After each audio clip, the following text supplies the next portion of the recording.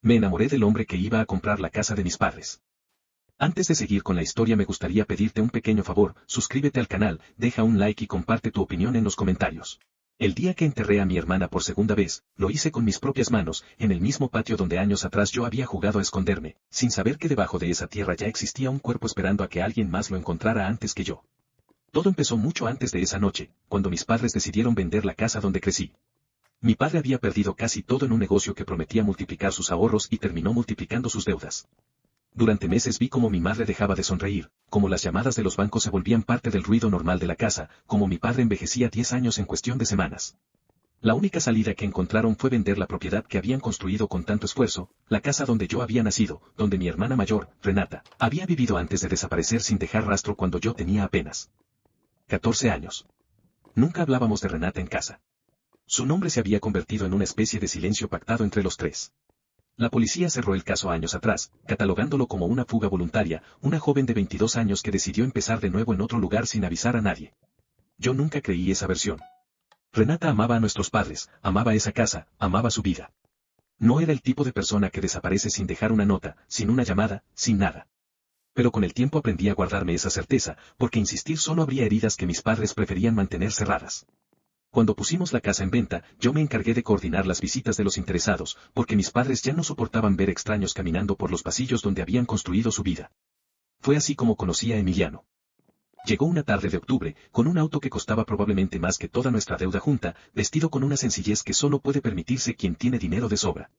Tenía una mirada que parecía estudiar cada detalle de la casa con una intensidad que no encajaba con la de un simple comprador. Recorrió cada habitación en silencio, pasando los dedos por las paredes, deteniéndose demasiado tiempo frente a la puerta del que había sido el cuarto de mi hermana. Le pregunté si algo le llamaba la atención y respondió, con una calma que en ese momento interpreté como elegancia, que la casa tenía una energía particular, como si guardara historias que valía la pena conocer. No debí sentirme atraída hacia él. Pero lo hice. Había algo en su forma de mirarme, en la manera en que parecía escuchar cada palabra que yo decía como si fuera la única persona en el mundo, que me desarmó por completo. Volvió a la casa una segunda vez, y una tercera, cada visita alargándose más que la anterior, hasta que las visitas dejaron de tratarse de la propiedad y empezaron a tratarse de nosotros. Empezamos a vernos fuera de la casa. Cafés que se convertían en cenas, cenas que se convertían en noches enteras hablando de todo y de nada. Emiliano tenía una forma de contar el mundo que me hacía sentir que había vivido 1000 vidas antes de la mía, viajes, negocios, historias de países que yo solo conocía por fotografías. Me enamoré de él con la velocidad peligrosa con la que uno se enamora cuando está roto por dentro, cuando la vida en casa se ha vuelto insoportable y de pronto aparece alguien que promete, sin decirlo, que todo puede ser distinto. Mis padres no sabían nada de esto.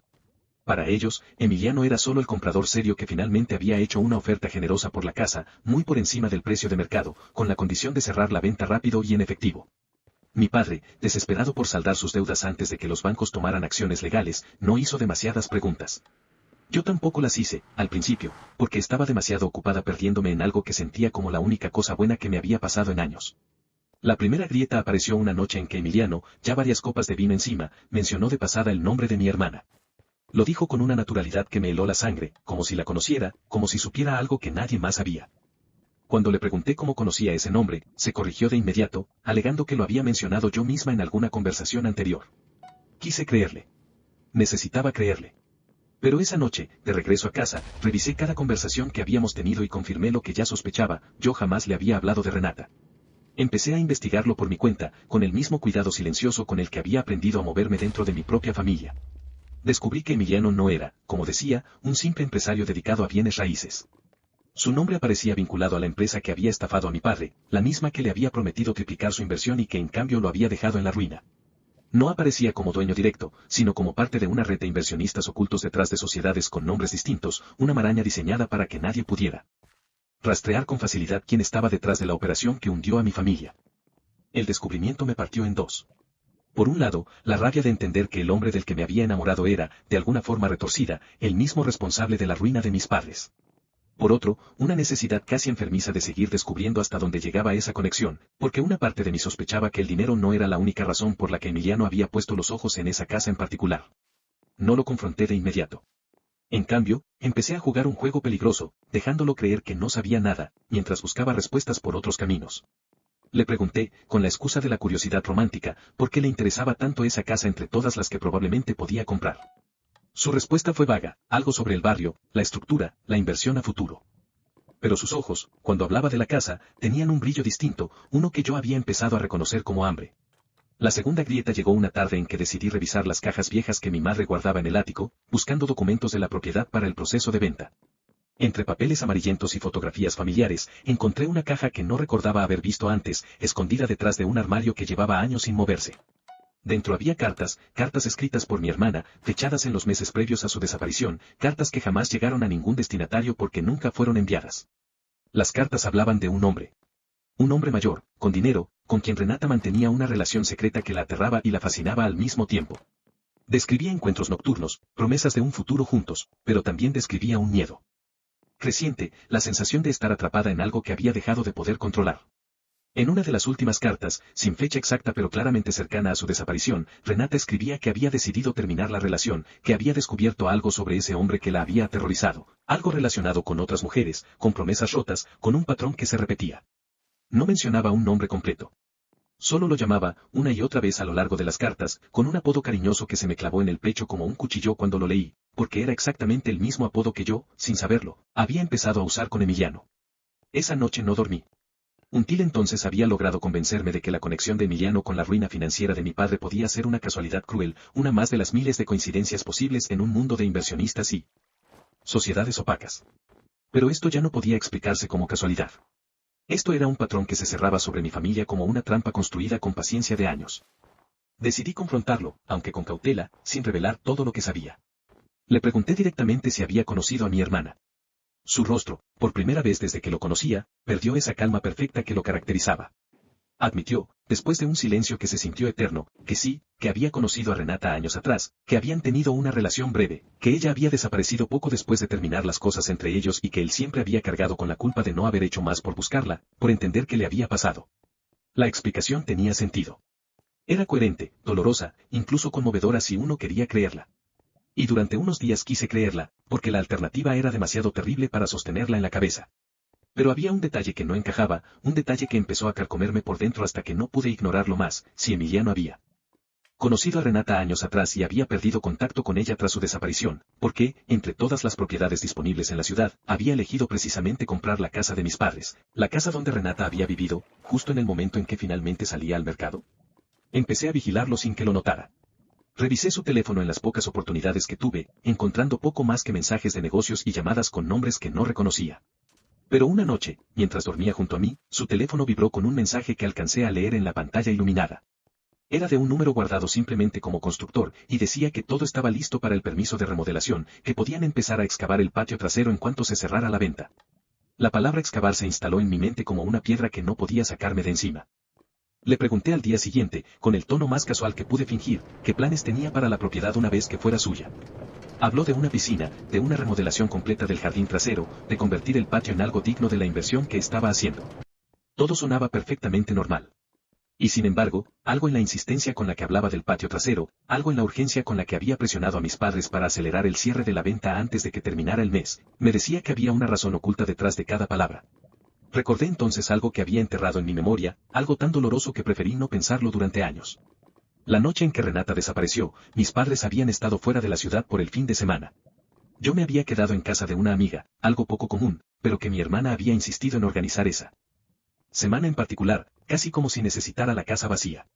Cuando regresé el domingo, la casa estaba exactamente como siempre, sin señales de desorden, sin nada fuera de lugar, salvo por una parte del jardín trasero que parecía recién removida, como si alguien hubiera estado trabajando la tierra. En ese entonces asumí que mi padre había estado plantando algo antes de irse de viaje. Nadie más lo cuestionó. Nadie más lo relacionó con nada. Con esa imagen clavada en la cabeza, no pude esperar más. Una madrugada, mientras Emiliano dormía en su departamento después de una cena que terminó más tarde de lo habitual, salí sin hacer ruido y conduje hasta la casa de mis padres. Entré con mi propia llave, en silencio, procurando no despertar a nadie, y salí directamente al patio trasero con una pala que encontré en el cobertizo donde mi padre guardaba las herramientas de jardín. No sabía exactamente qué estaba buscando, o quizás sí lo sabía y simplemente me negaba a admitirlo. Empecé a cavar en la zona donde recordaba haber visto la tierra removida años atrás, ahora cubierta por césped que había crecido con normalidad durante casi una década. El trabajo fue lento, doloroso, cada palada acompañada por una parte de mí que rogaba no encontrar nada y otra parte que ya sabía, con una certeza fría, que algo estaba ahí abajo esperando. Desde hacía mucho tiempo.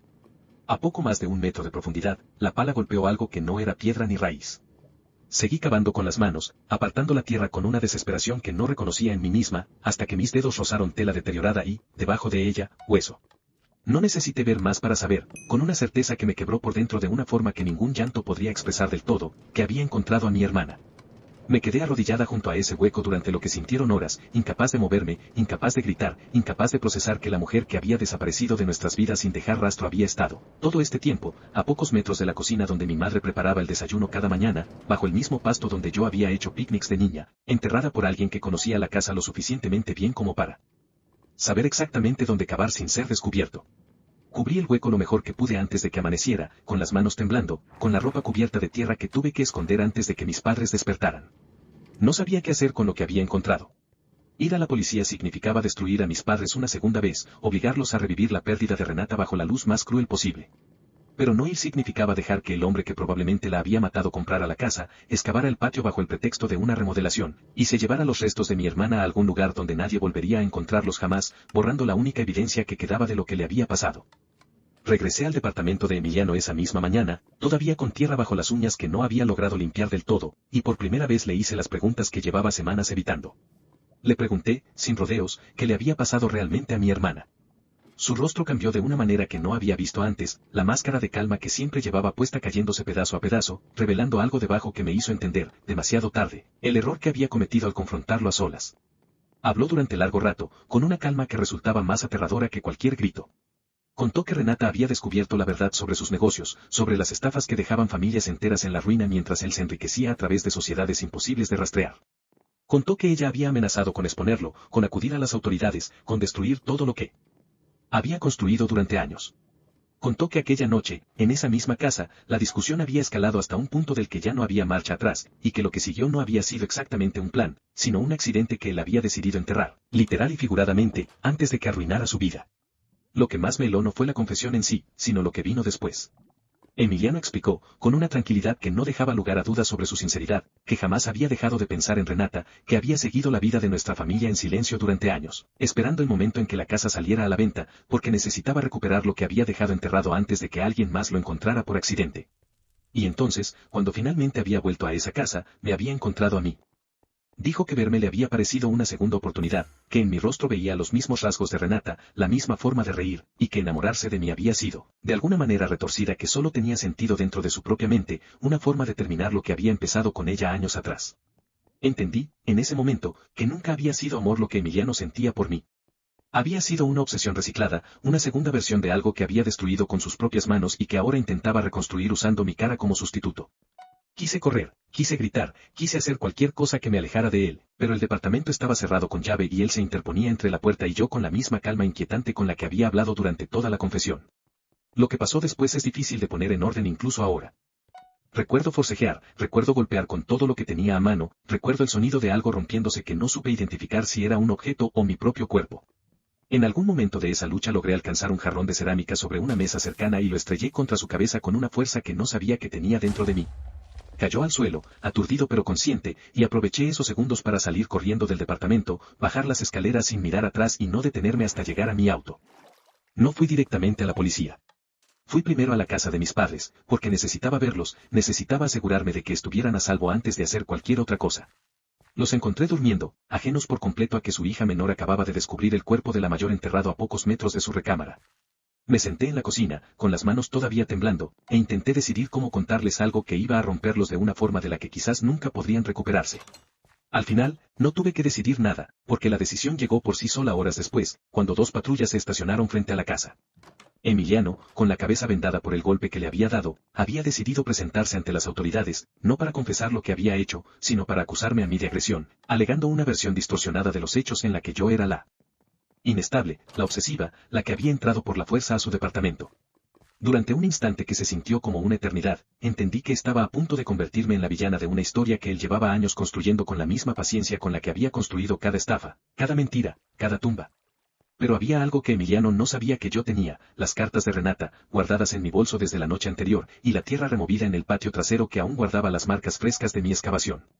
Le mostré todo a los oficiales antes de que pudieran llevarme a ningún lado, expliqué cada pieza del rompecabezas con la voz quebrada pero firme, y observé cómo el rostro de Emiliano perdía, pieza por pieza, la seguridad que lo había caracterizado desde que lo conocí.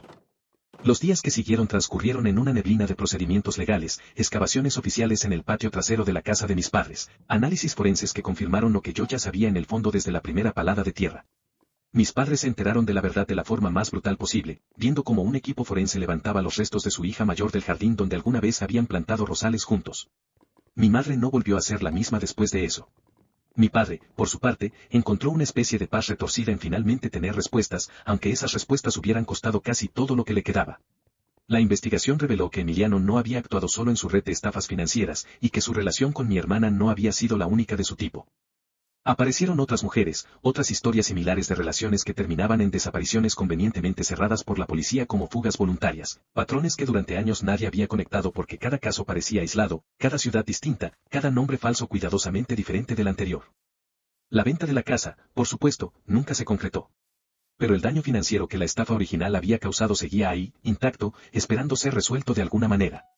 Con el proceso legal contra Emiliano avanzando y la atención mediática que el caso generó, otras familias afectadas por la misma red de estafas empezaron a salir a la luz, uniendo fuerzas para una demanda colectiva que, meses después, terminaría por recuperar una parte significativa del dinero perdido, aunque nunca lo suficiente para borrar por completo las cicatrices que había dejado.